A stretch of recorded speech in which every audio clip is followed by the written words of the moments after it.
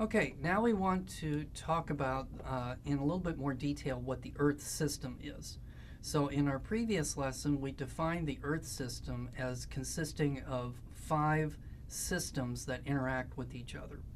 And so we have the atmosphere, the hydrosphere, the cryosphere, the biosphere, and then finally the geosphere.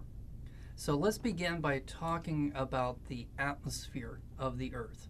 So the atmosphere of the Earth is divided up into several layers based on temperature. So the bottom layer is going to be called the troposphere. And the troposphere is going to be where Earth's weather takes place in.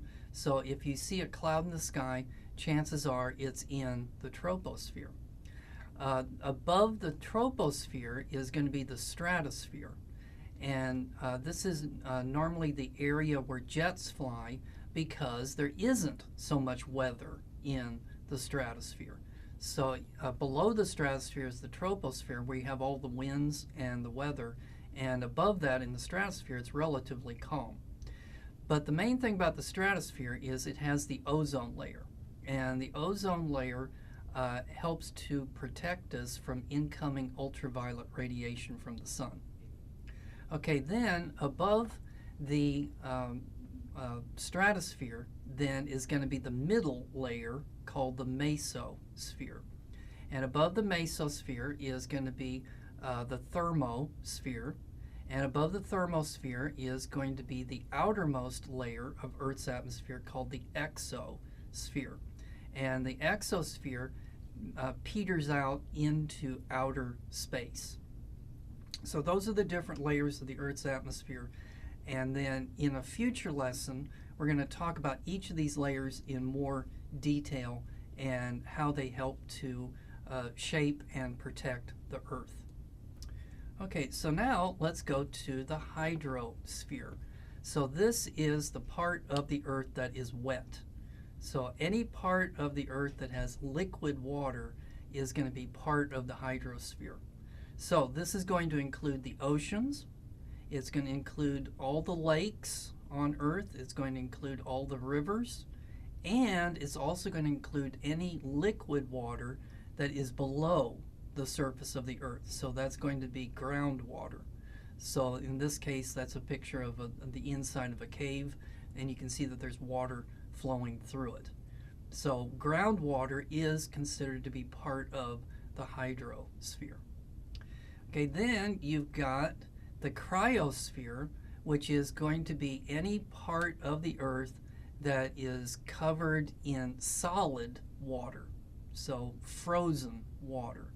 And so this is going to be at the poles, the North and South poles, but then you can also have ice on the tops of mountains in the form of things like glaciers.